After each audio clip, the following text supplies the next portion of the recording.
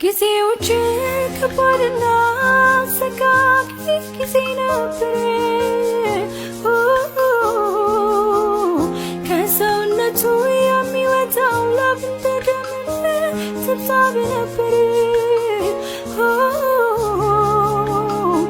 የጎልጎታው ታሪክማ ስንቱ ይወራ ስንቱ ይነገር። ልረሳው ልዘነጋው እኔ አልችል ይህንን ነገር።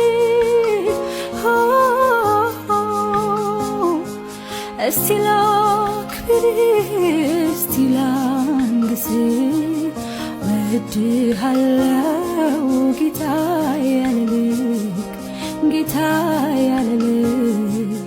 እስቲ ላክብር እስቲ ላንግስ ወድሃለው